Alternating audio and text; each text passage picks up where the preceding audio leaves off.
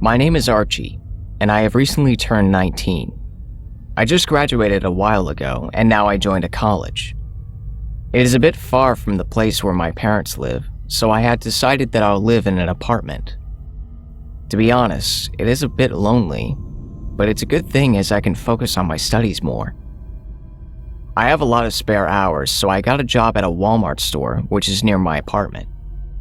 It is just a few blocks away, so I go there by walk.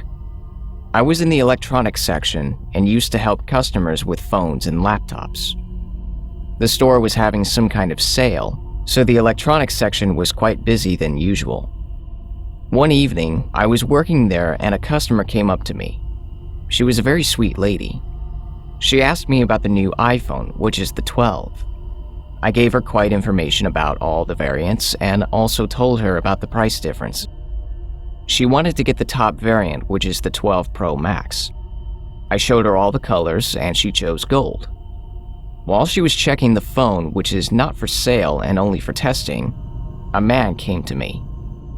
He was quite big and muscular. He told me that he wanted to get the brand new iPhone. I told him about all the variants as well, and then he chose the gold color. Unfortunately, there was only one left in that color, and that was for the lady. I told him, "I'm sorry, we are out of that color. You may choose some other color." He replied, "I want the iPhone in gold color." I said that again, but then he just stared at me. In the meanwhile, the lady was ready to get the iPhone and I handed the last piece to her. "Weren't you out of stock?" he asked me, not in a friendly manner. "That was the last piece and the lady came before you, so she gets it," I replied to him. "Well, take it from her and give it to me, and I'll give you $20 extra," he said. "I'm sorry, sir, but I don't take bribes. If you want an iPhone in that color only, then you may choose any other variant or go to some other store," I said to him. He chuckled and started walking backwards. I whispered, "Thank God he's going." But he only took a few steps back and was staring at me continuously. Honestly, he made me feel uncomfortable. There weren't many customers coming, so I went to the next aisle where there were laptops. Well, the customer thing was just an excuse for me to go away from him. There weren't any customers there, so I was just standing there doing nothing. After a while, a customer came and wanted me to tell him about the best laptop in his budget. I was showing him around and telling him about the specifics when something caught my attention. It was the same man. He was standing in the distance with a pocket knife in his one hand and a piece of paper with "Get me the phone or else" written on it.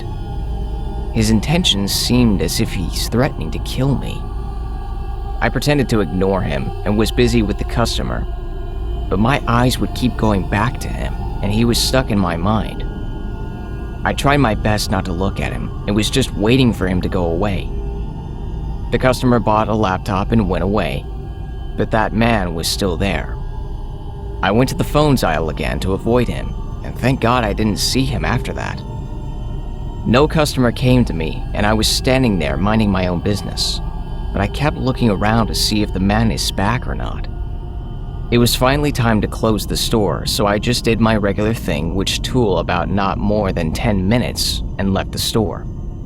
While I was walking back home, I recalled that I needed to get some groceries for breakfast the next morning. I stopped at a small store to get the things I needed and stood in the line to get my items billed. After a moment, I realized that it was the same man right in front of me. I just prayed that he doesn't see me, and he didn't. He just took his stuff and left the store. I quickly got my items billed and then went home. I took the key to my apartment out to unlock the door, but it turned out that the door was already unlocked. I thought that I must have forgotten to lock it, so I just went inside. When I locked the door and turned the lights on, the same man was sitting on the couch waiting for me. He asked me, while pointing his knife towards me and getting up, "Where is my iPhone?"